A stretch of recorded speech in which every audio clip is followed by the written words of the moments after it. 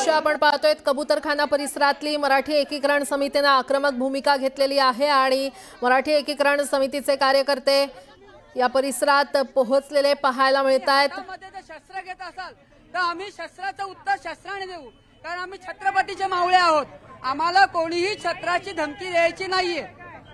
आणि त्यांचे धर्मगुरू सांगतात की आम्ही 10 लाख इथे माणसांना बोलू, का धर्मगुरू आहे की हा मातेफिरू आहे, हे माझा त्यांना एक सवाल आहे। त्यांनी आम्हाला शस्त्राचं उत्तर सांगायचं नाही। जैन मुनींनी मराठी माणसाला आव्हान दिलंय, जैन मुनींनी उच्च न्यायालयाला आव्हान दिलंय की आम्ही जैन मुनींनी उच्च न्यायालयाला आव्हान दिलंय। जर उच्च न्यायालयाचं आव्हान जर धर्ममुनी मानत नसेल तर धर्ममुनी कसला? काय सांगाल, काय नेमके तुमच्या मागण्या आहेत? कशासाठी इथे आलाय? कशासाठी इथे आलाय? हा आम्ही कोणाच्या विरुद्ध नाहीये। एक गिरणी कामगार आहे, तो तेव्हा पण गिरणी कामगार मुंबई वाचवण्यासाठी आलेला आहे, आता पण गिरणी कामगार मुंबई वाचवण्यासाठी झालेला आहे। जर काही मुठभर लोक मुंबई उच्च न्यायालयाचा आदेश मानत नसेल, मुंबई उच्च न्यायालय चॅलेंज देत असेल तर आमचं पण एक कर्तव्य आहे की मुंबई सांभाळायची। जय हिंद, जय महाराष्ट्र।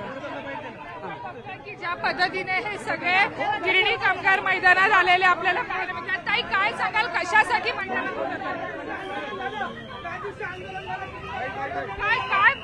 कशासाठी मैदानात गिरणी कामगार नाही आले तिथे, इथे मराठी अस्मिता जपणारी माणसं आलेली आहेत। बघतोय की मोठ्या संख्येनं हे सगळे गिरणी कामगार मराठीच्या मुद्द्यावरती आणि कुठेतरी कोर्टाचा अवमान होतोय, या अवमानाच्या विरोधात एकत्र आलेले आपल्याला पाहायला मिळतात।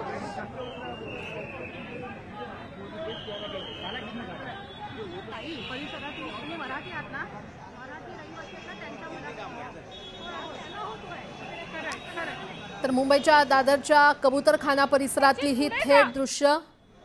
मराठी एकीकरण समितीने आज आंदोलनाचा पवित्रा घेतलेला आहे आणि कबूतरखान्याचा हा वाद पेटलेला असताना मराठी एकीकरण समिती एकवटलेली आहे। आपण पाहतोय कबूतरखान्यावरून मराठी एकीकरण समिती आक्रमक झालेली आहे। मराठी एकीकरण समिती आज मुंबईमध्ये कबूतरखाना परिसरात पोहोचलेली आहे। आंदोलन केलं जातंय, पोलिसांनी मात्र या आंदोलनाला परवानगी नाकारलेली असतानाही मराठी एकीकरण समिती एकत्रितरित्या या संपूर्ण परिसरात पोहोचलेली आहे। मराठी अस्मितेचा हा प्रश्न आहे असं देखील काही मराठी एकीकरण समितीच्या कार्यकर्त्यांनी म्हटलेलं आहे। शांततेत आंदोलनाला ही बंदी का, असा सवाल त्यांनी उपस्थित केला आहे। शासकीय सेवा, प्रशासकीय सेवा, पोलीस यंत्रणा काय कारवाई झाली त्या लोकांवर, हाच तर आमचा मुळातला प्रश्न आहे।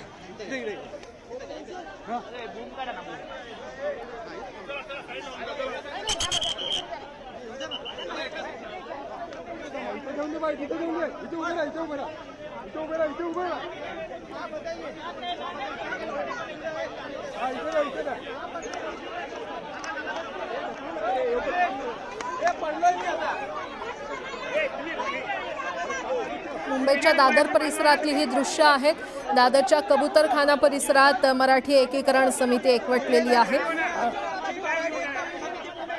मराठी एकीकरण समितीने आक्रमक पवित्रा घेतलेला आहे। आज मुंबईमध्ये हे आंदोलन करण्यात येत आहे।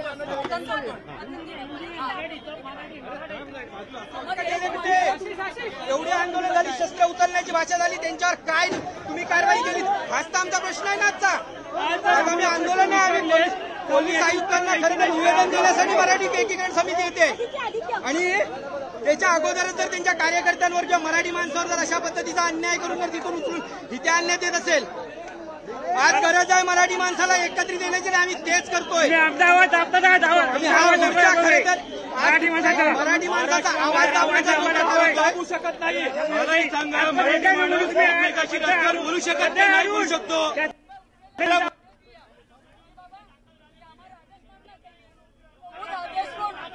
ना करके इनका अपमान किया, मुंबई उच्च न्यायालय के समर्थन में हम लोग यहाँ पे आए हैं।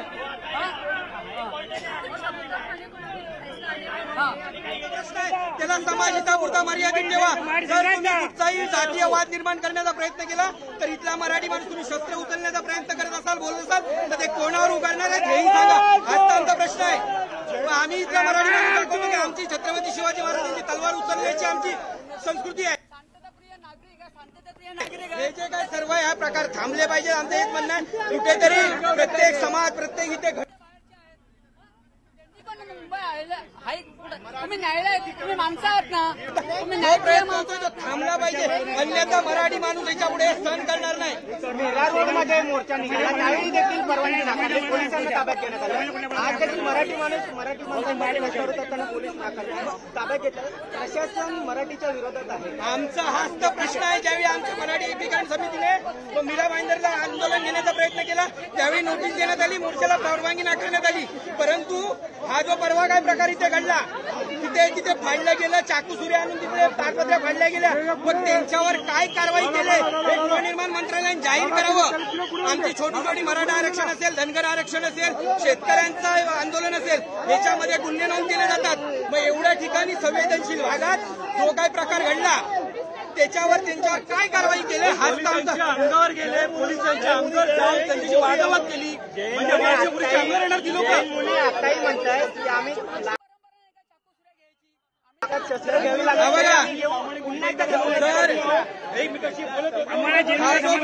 हा जो प्रकार आहे ते जर सांगितलं की 1 लाखाचे मोर्चे काढतो आणि हे करू, तर तो पोलीस प्रशासनाला इथल्या शासनाला शासकीय व्यवस्थेला दिलेलं आव्हान आहे.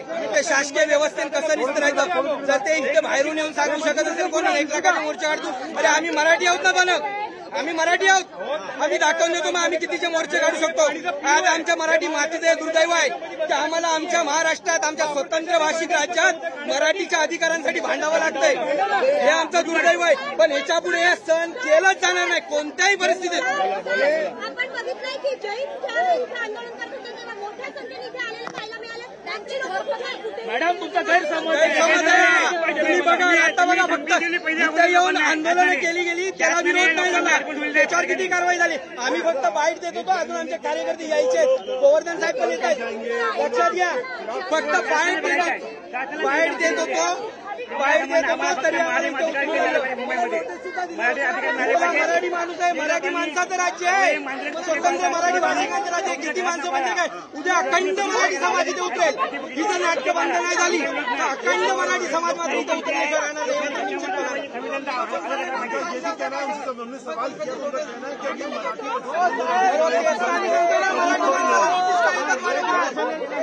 इथे एवढा प्रकार घडला, त्याच्यावर काय कारवाई केलीत पोलीस प्रशासनालाही समज. आता आम्हाला उचललं किती जणांना उचललं त्या दिवशी प्रश्न उचललं तुम्ही त्या दिवशी गृहनिर्माण विभागाच्या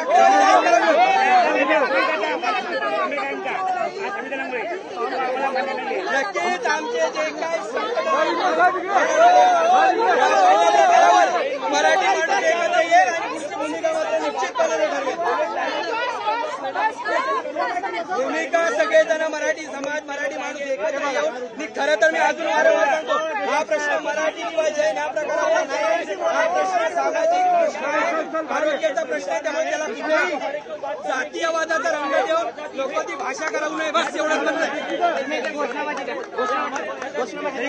आम्ही आज निवेदन देण्यासाठी म्हणून आम्ही आंदोलन किंवा काही मोर्चा करण्यासाठी. अरे एवढी हिंमत तरी हे मोर्चे तुम्ही रोखू शकत नाही. तर ज्या दिवशी मराठी माणूस खऱ्या अर्थाने उतरेल ना, तुमची पोलीस प्रशासन सगळी व्यवस्था कमी पडेल. एवढं मात्र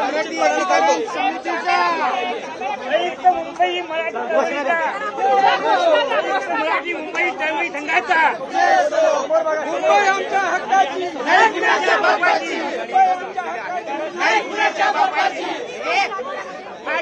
खाण्याचा प्रश्न आहे. कबूतरखाना उच्च न्यायालयाने सांगितलं तर तो बंद करायला पाहिजे, त्याचं समर्थन आहे. परंतु तो चालू ठेवायला पाहिजे. जेव्हा चाकू सुऱ्या घेऊन, मी स्वतः ऍडव्होकेट आहे, चाकू सुऱ्या घेऊन सुद्धा बायका बाहेर येतात तेव्हा त्यांच्यावरती गुन्हे होत नाहीत. आमच्या त्या लोकांनी फक्त एक उदाहरण सांगते की उद्या भाईंची पालिका शाळेवरती आम्ही झेंडावंदन करणार होतो 15 ऑगस्टला. तिथे आम्हाला नोटीस मिळाली की तुम्ही करू नका.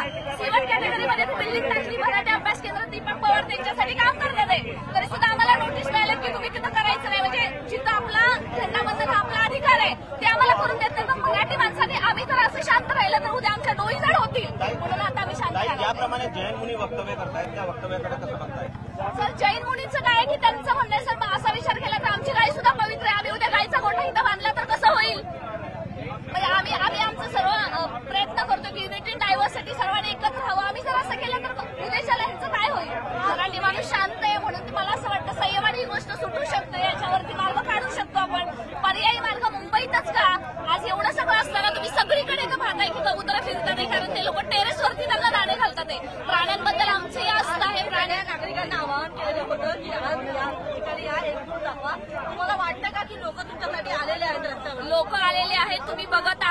काही लोकांना इथे येऊन दिलेलं नाहीये. मराठी एकीकरण समितीच्या लोकांना तिथूनच त्यांनी हे केलेलं आहे. अजूनही ते तिथं पोहोचले नाहीये.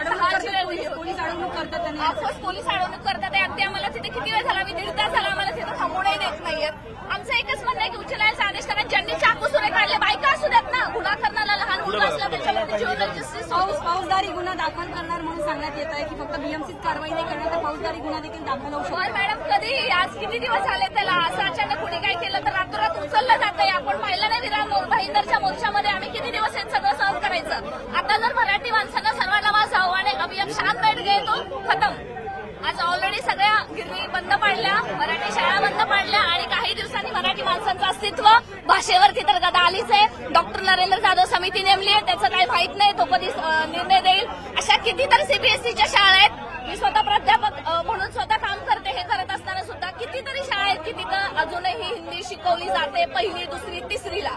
अभी हिंदी में जान लेंगे. आप लोग यहाँ पर विरोध प्रदर्शन कर रहे हैं, क्या कुछ कहना है, आपका क्या मानना है? हमारा एक ही मानना है, उच्च न्यायालय का आदेश है, यहाँ पे तो वो आदेश का पालन हो जाए.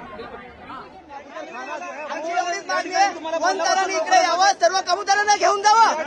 हा आरोग्याचा प्रश्न आहे. हा मराठी माणसाचा किंवा कोणत्या जाती धर्माचा प्रश्न नाहीये. तर कोर्टाने तर नियम दिलेले आहे. कंटेम ऑफ कोर्ट का नाही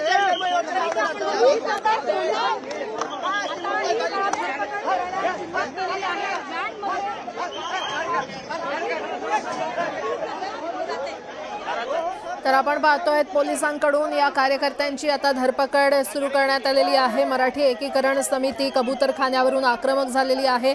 जर जैन बांधवांनी आंदोलन केलं तर त्यांच्यावर अद्याप कारवाई का केली गेली नाही आणि आम्ही शांततेमध्ये आंदोलन करतोय तर आमच्या आंदोलनाला परवानगी का दिली जात नाही असा सवाल या कार्यकर्त्यांनी उपस्थित केलेला आहे. मराठी एकीकरण समितीकडून आज मुंबईतल्या दादरमधल्या कबूतरखान्यावर आंदोलन करण्यात येत आहे. पोलिसांनी मात्र या आंदोलनाला परवानगी नाकारलेली आहे आणि त्यामुळे शांततेत आम्ही जर आंदोलन करत असू तर आम्हाला परवानगी का दिली जात नाही असा सवाल या कार्यकर्त्यांनी केलेला आहे. पोलिसांकडून सध्या आंदोलकांची धरपकड सुरू असल्याचं पाहायला मिळतंय. थेट दृश्य आपण दादर परिसरातल्या कबूतरखान्याची ही पाहतोय. थेट जाणार आहोत. आमच्या प्रतिनिधी सुस्मिता भदाणे पाटील आपल्यासोबत जोडल्या गेलेल्या आहेत. सुस्मिता, नेमकं काय घडतंय तिथे? परिसरामध्ये जे एकत्र आलेले सर्व कार्यकर्ते आहेत त्यांना ताब्यात घेण्याचं काम सुरू झालेलं आहे. पोलिसांकडनं काही कार्यकर्त्यांना ताब्यात घेण्यात आलेलं आहे. समोर आपण बघतोय मराठी एकीकरण समितीचे कार्यकर्ते सुद्धा एकत्र आलेले आहेत.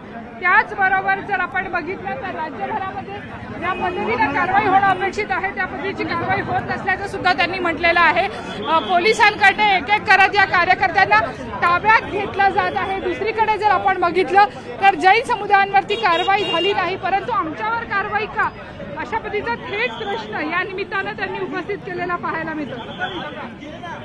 बरं सुस्मिता, अशाच सोबत राहा. प्रेक्षकांना ही दृश्य दाखवूया. जेव्हा जैन समाजाकडून किंवा पक्षीप्रेमींकडून हे आंदोलन करण्यात आलं, काही दिवसांपूर्वीच जैन समाजानं हे आंदोलन केलं, तेव्हा कोणत्याही प्रकारची धरपकड पोलिसांकडून झाली नव्हती. मात्र आता मराठी आंदोलकांना परवानगी नाकारलेली आहे. मराठी आंदोलकांची धरपकड करण्यात येते. असंच काहीसं चित्र पाहायला मिळतंय. जर आम्ही शांततेमध्ये आंदोलन करतोय तर आम्हाला आमच्या आंदोलनाला परवानगी का दिली जात नाही असा सवाल मराठी एकीकरण समितीनं केलेला आहे. आणि काही दिवसांपूर्वी जैन समाजानं किंवा पक्षीप्रेमींनी हे आंदोलन केलं होतं, तोडफोड केली होती, त्यांच्यावर अद्याप कोणतीही कारवाई का झाली नाही आणि आम्हाला शांततेमध्ये आंदोलन का करू दिलं जात नाहीये असा प्रश्न मराठी एकीकरण समितीनं उपस्थित केलेला आहे.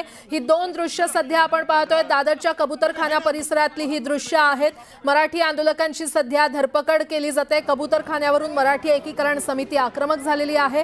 मराठी एकीकरण समितीनं मुंबईतल्या दादर परिसरातल्या कबूतरखाना परिसरामध्ये हे आंदोलन सुरू केलं, मात्र पोलिसांकडून त्यांची धरपकड केली जाते असं चित्र पाहायला मिळतंय. काही दिवसांपूर्वीच जैन समाजाकडून आणि पक्षीप्रेमींकडून आंदोलन करण्यात आलं होतं, तोडफोड करण्यात आली होती किंवा ताडपत्री फाडण्यात आली होती. त्या लोकांवर कोणतीच कारवाई का केली गेली नाही असा सवाल देखील मराठी एकीकरण समितीने विचारला. जो आतंकवादी कार्रवाई चालू है कबूतर के माध्यम से हमारे ऊपर, मराठी लोगों के ऊपर, यहाँ पे रहने वाला रहवासी के विरोध में, हम उसके विरोध में। ठीक है, चल पीछे दिखाई कुछ और।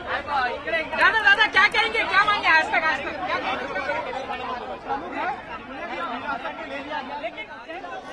आणि यामध्ये कोणताच जाती धर्म नाही, मात्र सामाजिक प्रश्नाला घेऊन आम्ही हे आंदोलन करतोय, आम्ही हा मुद्दा मांडतोय असं मराठी एकीकरण समितीचं म्हणणं आहे। या मराठी आंदोलकांना सध्या आंदोलनाची परवानगी नाकारली असून पोलिसांकडून त्यांची धरपकड केली जात असल्याचं पाहायला मिळतंय।